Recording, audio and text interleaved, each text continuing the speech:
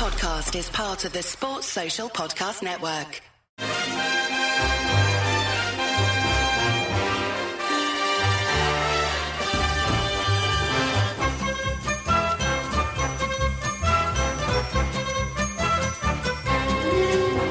Hello everyone, I'm Chris Wynn. Welcome to Haway The Podcast. And amazingly, it's been almost a week since the transfer window slammed shut, which is of course the term we all have to use in that event. And I say amazingly, it's been a week because usually time stands still during an international break. But funnily enough, time seems to fly when you're sitting joint fifth in the Premier League and we're dreaming of what comes next as we break all sorts of spending records. But because everyone has taken a breath after the window closed, we thought it was a good time to get some expert analysis on the business we got done in the closing stages. And who better to join us than today's guest? Because not only is he a good friend of the podcast and covers European football for Sky Sports, but he can also view things from a unique perspective of being a massive lads fan. Because today we're very pleased to have Dougie Critchley with us. Hello, Dougie. Hey, Chris. Great to be back. How are you doing? Good stuff. Yeah, not bad. It's been, but we were just talking before we recorded. It's been blooming busy, and I imagine someone like yourself, who's very much in demand for expert analysis, are you slightly relieved it's all over in terms of the transfer window? Yeah, I mean, I always love the transfer window. I love all the permutations. I love doing the research on all the players that move, etc. But Monday was a full-on day. I was doing an X Space with Sky. We then did like an hour-long live stream. I was speaking to all the reporters on Instagram, getting their perspectives around the UK. So it was a full-on day. But yeah, it finished very, very positively from a Sunderland perspective. So absolutely delighted. Yeah. Were you glad that it wasn't a usual kind of 11 o'clock finish like it normally is? Yeah, that was quite helpful. We finished our last stream at 6 p.m, just before the final hour. And by that stage, most things were wrapped up. There was the Mark Gehi, Willie Wainty to Liverpool. But most people had done their business earlier in the day. And I think from a Sky perspective, they're absolutely delighted that they had Alexander Isak to Liverpool talking about, that all day is the British transfer record, etc. But yeah, Sunderland got a couple of final signings in as well. So it was truly a very, very exciting window. Yeah, we're looking forward to getting into that. But do you think this one kind of revived the whole transfer deadline day? Because there's been a lot of flat ones for a good few years, hasn't it? Yeah, definitely. I think COVID probably affected clubs' finances, and it's a new PSR cycle this year as well, which I think also freed up a lot of clubs to take pretty drastic action. I think there was also a bit of a feeling amongst the sort of community that last year with Man United and Spurs struggling so massively, the big six were quite keen to throw their weight around the rest of the Premier League. So you saw Brentford and West Ham and Wolves and sides like that absolutely pillaged. And to see Newcastle, a Champions League club, eventually have to sell their best player due to a sort of player power sort of protest was a fascinating development as well. So it really did feel like a window that had it all. And in terms of Premier League spending, spending more than the other 5 leagues combined, the Premier League spent more this year than La Liga in the last 5 years. So it truly is just a completely uneven footballing landscape throughout Europe in terms of the finances involved. I mean, Sunderland's net spend, I think, was topped by Real Madrid. But aside from that, amongst the major European clubs, we're right up there. So truly bonkers, but it's been like that for a couple of years. It just does feel like the Premier League, the rights package that's just been announced, just gives it such an advantage over the rest of Europe. I love that statement. We might just cut that and put it out on a loop on the socials, I think. But yeah, the big mark, wasn't it? Everyone's going on about the 3 billion mark that was beaten.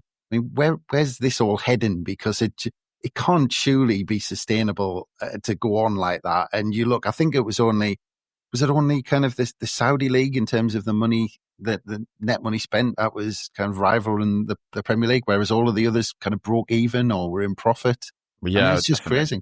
I think particularly the Bundesliga, the amount of young talent that left the Bundesliga to go to the Premier League, and Bundesliga clubs and CEOs were just saying we can't compete with these wages that they can offer. In terms of what it means going forward, it makes the fact that Barcelona and Real Madrid and Juventus wanted to create that European Super League, you can kind of see why they want to, you get the logic behind it in terms of trying to create a league and a system that really does aid them going forward to allow them to compete with Premier League clubs. I think there's also got to be an element of sort of looking within amongst these leagues as well. Barcelona and Real Madrid, by dominating La Liga in terms of the television rights deal, they haven't created the most even and competitive landscape in that league, which is actually, I think, what is the selling point of the Premier League.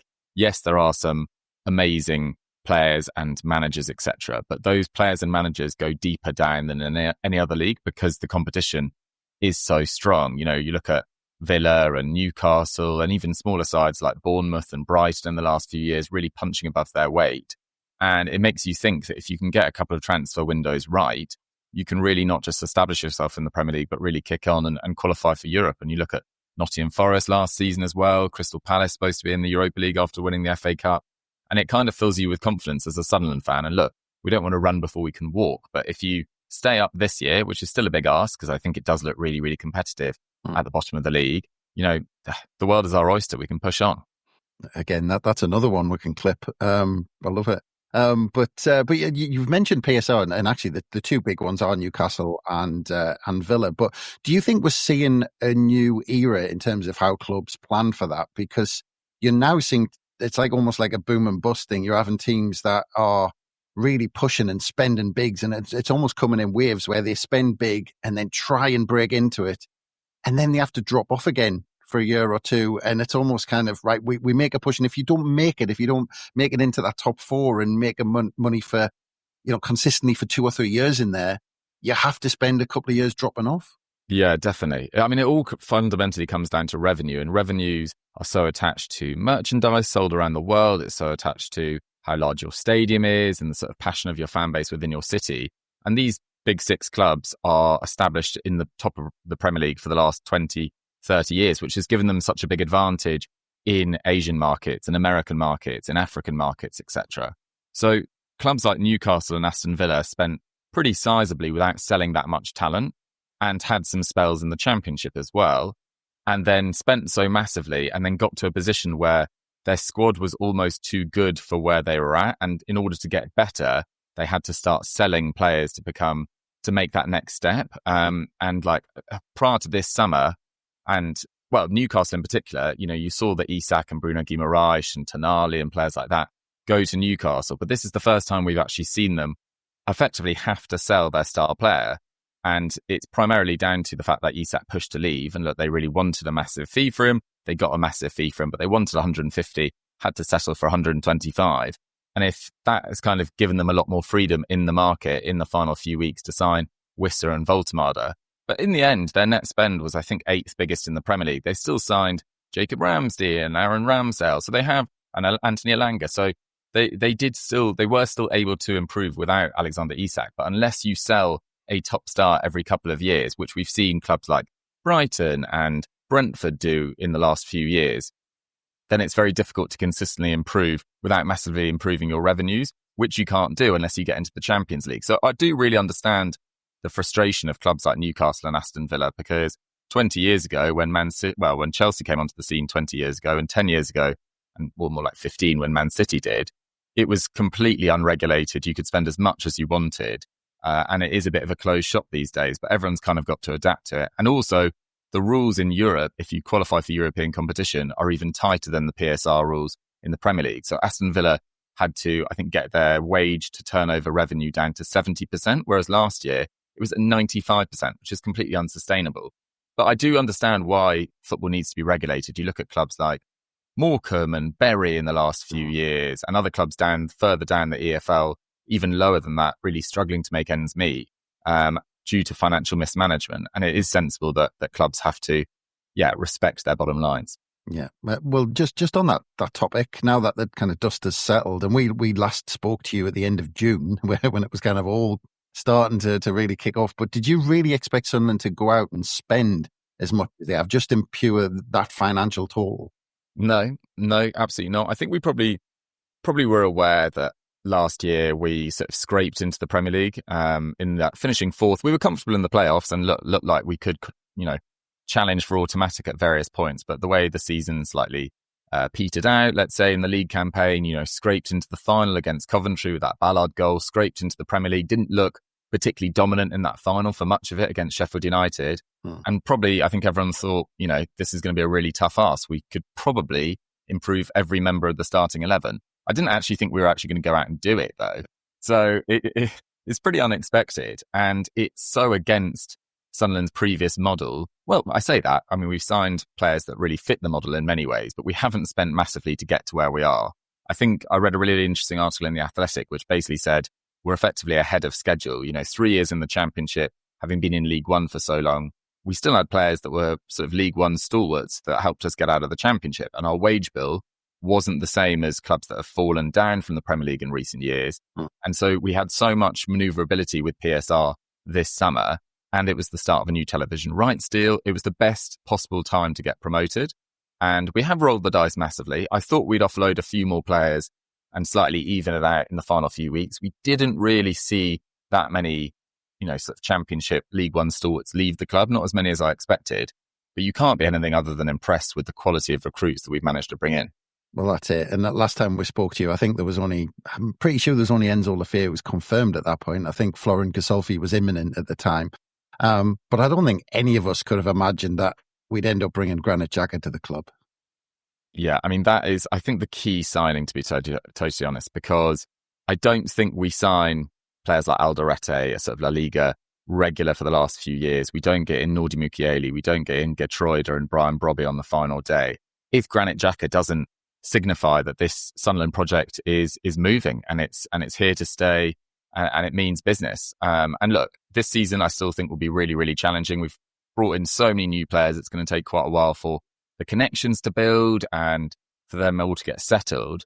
But in terms of raw ingredients, we've signed players that I think are more appropriate for sort of higher mid-table clubs. I do a podcast every week with a football journalist called Sam Tighe, who's an Aston Villa fan.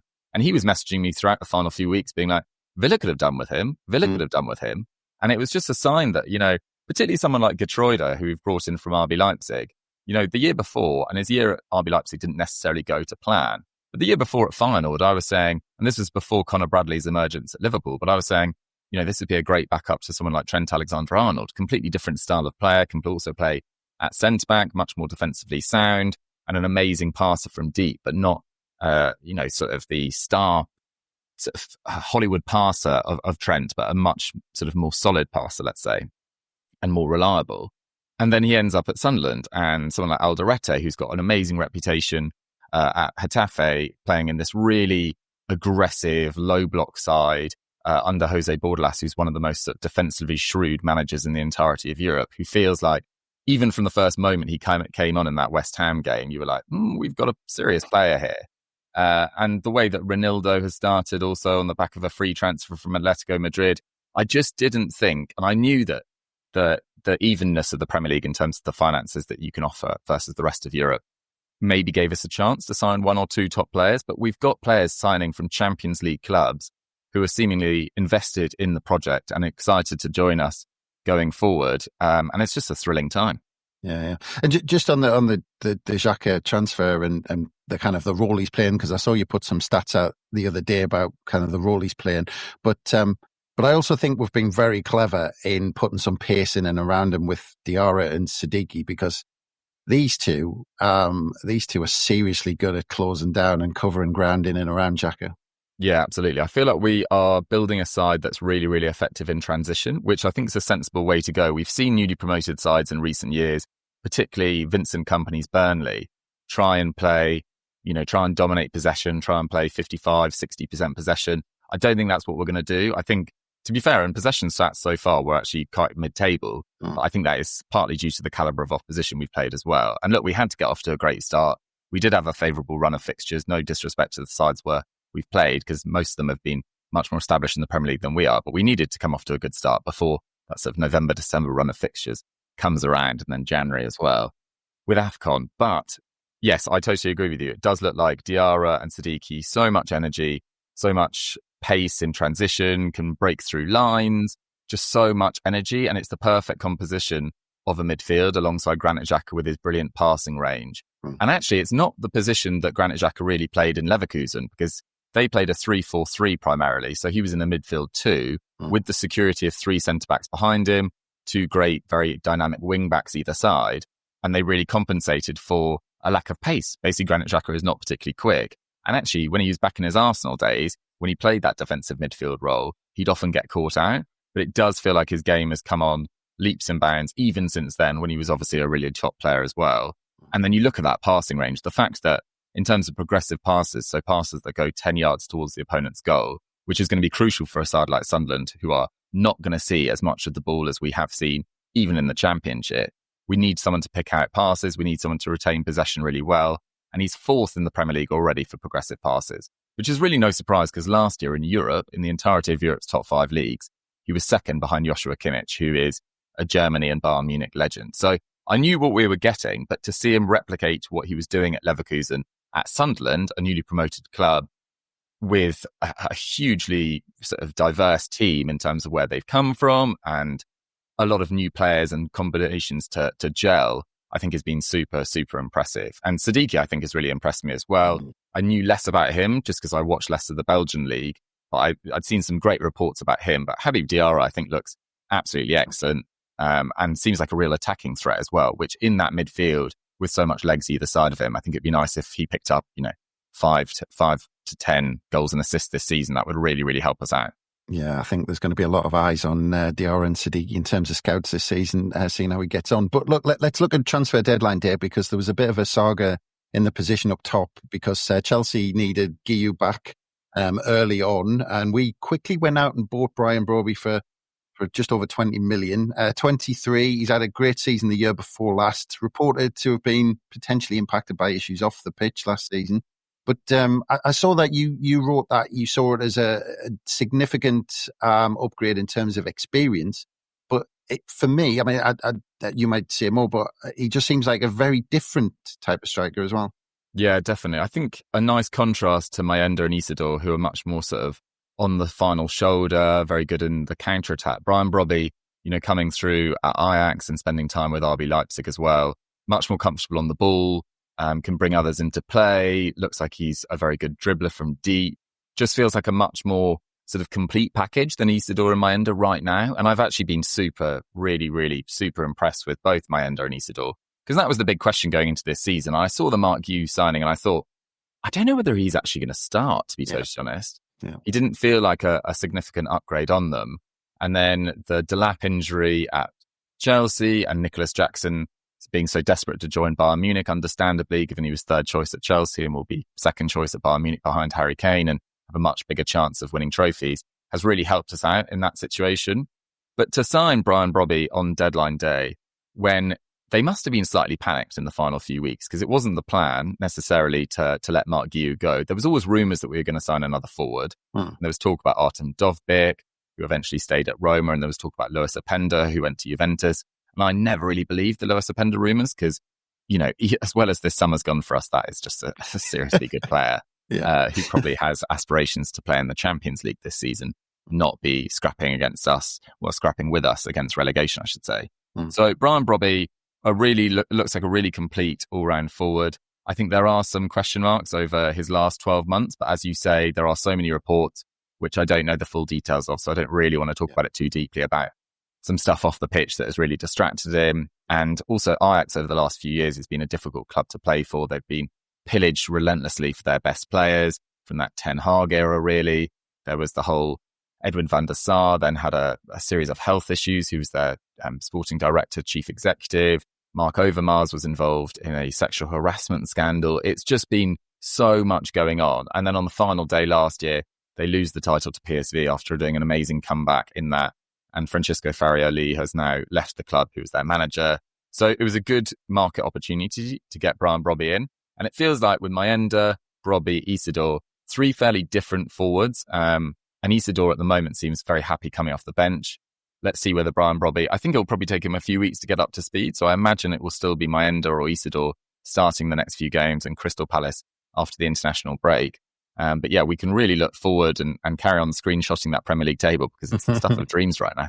That's it. I keep opening it up just to check. But the other one from Ajax, you mentioned Alex Bertrand Traore, came in for $2.5 million, and people remember him from Aston Villa. He's 29 years old. Patrick Roberts went out on loan, which this seemed to be a reaction to. But still, $2.5 million. Was there a reason behind that? I mean, it's virtually nothing now, $2.5 million. Yeah, it does feel exceptionally low. I'm not entirely sure why it was so low. But this is a player with a load of experience, left-footed right winger, much more physically built than Patrick Roberts, who I did think might struggle with the physicality of the Premier League and the standard of fullbacks that he'd be up against. But Patrick Roberts deserves so much credit for, the work he did at Sunderland, some crucial goals along the way, really rebuilding his career after sort of nomadic time so far. And Patrick Roberts will always be remembered for his impact, as will, Elliot Embleton and Ross Stewart, and even players that are still at the club like Dan Neil and Luke O'Nien. It does feel like our sporting directors and recruitment team have kind of moved us beyond that era, which is in many ways a little bit sad. These players played so well for us, played a crucial role in getting Sunderland out of their darkest time, probably in their history, definitely in their recent history. So I've got nothing but respect for those players, but the recruitment team and sporting directors have just given such an amazing opportunity for us now. I mean, it does look seriously competitive down there, and there's a lot of teams that have looked, everyone's kind of picked up a win, everyone's built some confidence. That Burnley defeat was disappointing, didn't think we played at our best there as well. Probably could have gone down to 10 men as well, with Adingra sort of swiping out, which is why I imagine he was replaced against Brentford at the weekend. And then Enzo Lefebvre, who hadn't really played that much in the opening 2 games, just really ran the show there and showed the kind of industry that really defines his game as well. Some of the slide tackles that he was pulling in, working back, working forwards, just a magnificent player. And it's great to see him adapt to the Premier League so smoothly. Yeah. Just quickly on that kind of replacing players, because you've mentioned him already, the Lucharel Gertrude coming in from Leipzig on loan with an option to buy for around 18 million, 17 caps in the Netherlands. And as you kind of described him as a player. Now, I found this one a really interesting one, because the one position when you looked at the squad that you thought, actually, there's one more position that didn't have pressure on the former player, was at fullback with Trey Hume. And looking at how many games this guy's played, he hasn't come to sit on the bench at Sunderland. No, definitely not. The good thing for Trey Hume, who I do think started really well, particularly in that game against West Ham, was the fact that Gertrude can also play at centre-back. So it's not necessarily going to instantly take his place in the starting 11, but at the moment, I would expect the starting 11, when everything is settled, to be Ronaldo playing at left-back, Alderete and Mukiele at centre-back, which is just 2 absolute units. Yeah. And then Gertrude at right-back, who is an amazing passer from deep as well. And 3 of the 4 of those guys have played in the Champions League in the last few years. Alderete looks like a seriously good signing. And then I've been really impressed with Roofs in goal as well, particularly in that West Ham game, where I thought the scoreline slightly flattered us. Like the first half, there was that 10-minute spell where West Ham were very much on top, and Ronaldo and Ballard did that block. But Roofs in the final 15 minutes of that game, there was a few great saves. And it's great to see. It just feels like all our new signings seem really happy. You see the social media videos of Granit Xhaka singing Wise Men Say after the game, and it just feels, everyone feels very connected. Everything feels very positive. And I don't think Sunderland fans, we're not the most crazily optimistic bunch. I think we're quite realistic about the fact that this will take a while to gel. We're not safe by any means. We've still got to get the points, etc. And we'll be in the scrap. I'm not seeing like a 10th place finish, but I think the recruitment team deserves so much credit for giving us a squad that looks really deep for a newly promoted side as well. And especially given the fact we came up late going up through the playoffs, you have even less time to prepare. But we really did take this market by storm. Yeah, just very quickly, because you mentioned him there, Robin Roofs, considering what's happening on the goalkeeper merry-go-round he looks a bargain. He really does. He really does. I think he was excellent over in the Netherlands as well. Yeah, you see the kind of panic of late moves from Man City and Man United. I'm not suggesting he would have ended up there, but yeah, absolutely. I think what was it, £9 million or something like that? Yeah. So yeah, really good signing. Yeah. And just one more with the European leagues I just wanted to mention, because this one raised a few eyebrows when Jensen Seelt joined Wolfsburg, because I think most of us expect him to go to the Dutch league with NEC, I think. But Wolfsburg seems like a great move if he can get some game time there.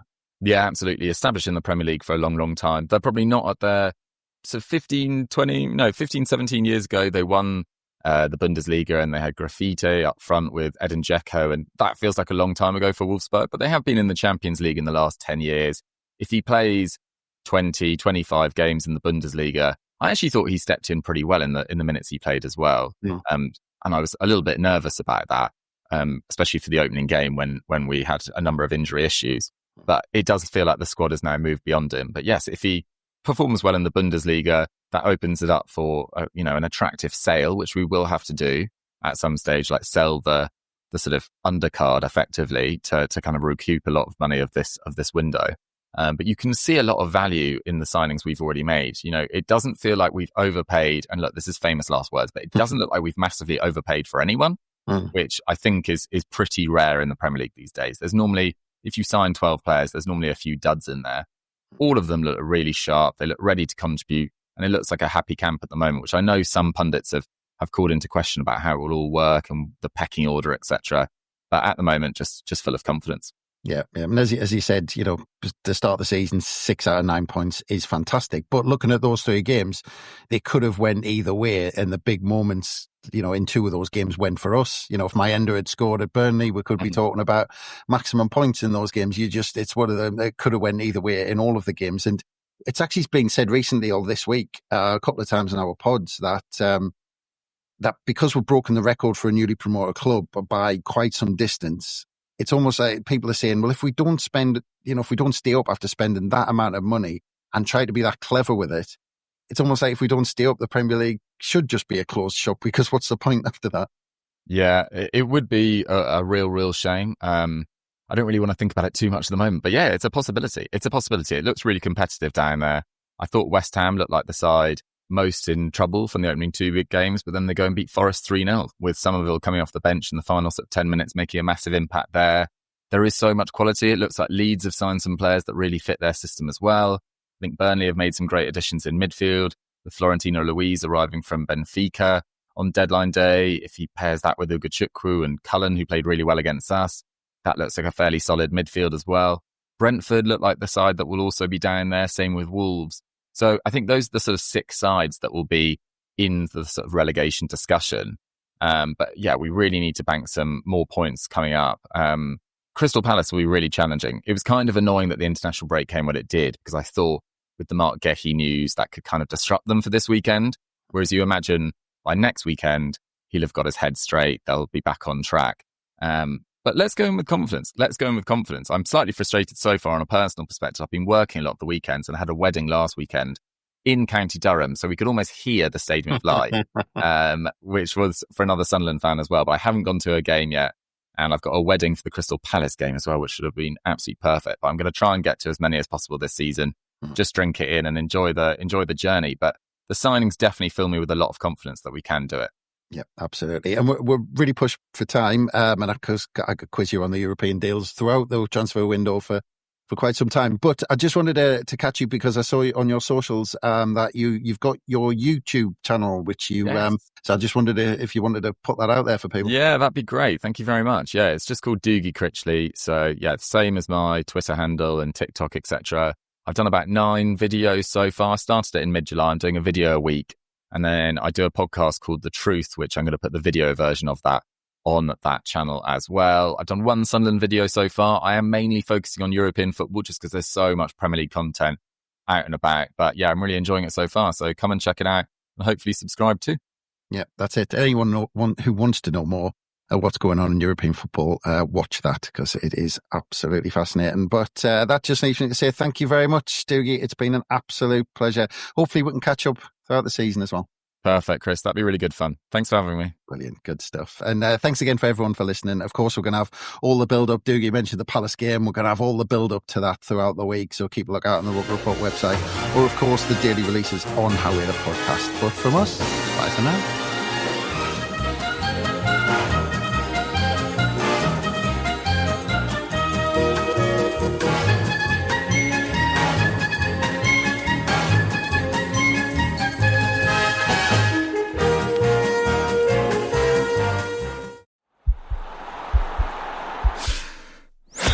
This podcast is part of the Sports Social Podcast Network.